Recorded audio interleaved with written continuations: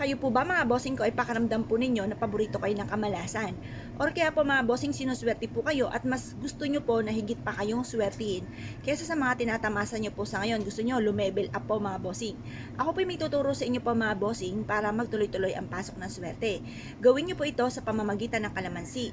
Ang kalamansi mga bossing ko ay bilog na inihalin tulad sa barya para mabilis gumulong ang magandang kapalaran.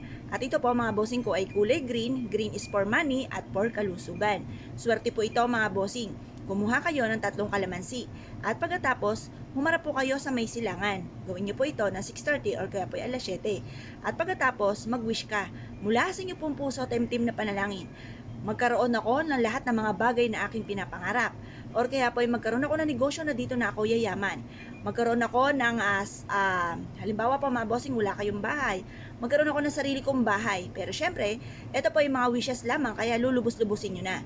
Ang wishes po ninyo, magkaroon ako ng isang napakalaki at napakagandang bahay. Pero syempre mga bossing ko, lagi nyo po tatandaan. Kung tiripik ang pangarap, ay tiripik din ang pagkayod.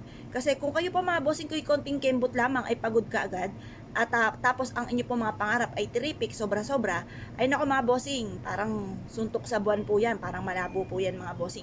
Kaya kung kayo po marami po mga pangarap sa buhay, marami rin po ang pagkayod. Ngayon po mga bossing, sasabayan natin ang mga pampaswerte ng pantaboy ng mga kamalasan. Ito po inyo pong gagawin. Pagtapos nyo pong mag-wish, ang gawin nyo mula sa pintuan ng inyo pong main door ay pagulungin nyo ang 3 kalamansi. Sabay-sabay, sabihin nyo po, pasok ang swerte, lumabas ang malas. Pagkatapos mga bossing, sa bawat sulok ng inyong tahanan ay pagulungin nyo po ito. Pagtapos, ganoon din po sa inyo pong hagdanan, parang inaano nyo lang po siya mga bossing, parang ginaganyan siya. Ako ay magkakaroon ng maraming pera para iguguhit nyo lang sa mismong hagdanan po ninyo mga bossing. Pagtapos, inyong taas ng inyong tahanan, pagugulungin nyo po ito muli mga bossing. Tapos positive ka lamang. Ilagay nyo po ito sa isang platito, lagyan ng kapranggot na asin, at ilagay nyo po ito bago pumasok ng inyo pong tahanan sa may main door.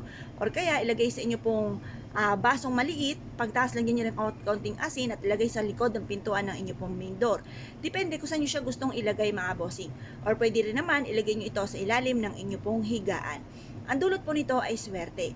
Kapag napansin nyo na parang nabubulok na ang ating kalamansi, parang may mga lumilipad-lipad na maliliit na parang langaw, ayan, itapon nyo lang po ito sa basurahan, at kung gusto nyo pong gumawa po muli ng ganito mga pamaraan, gumawa po kayo.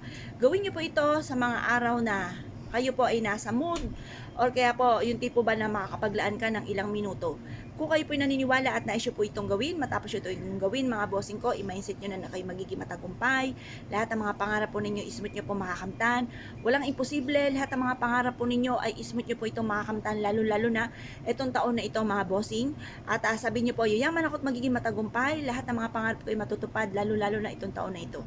Kaya kung kayo pinaniwala mga bossing, ay subukan nyo na po ito, at i-mindset nyo na simulan na ito ng tagumpay po ninyo at dagdagan lalo ng sipag at tiyaga. Kung kayo pinaniwala mga bossing, good luck po sa inyo po lahat.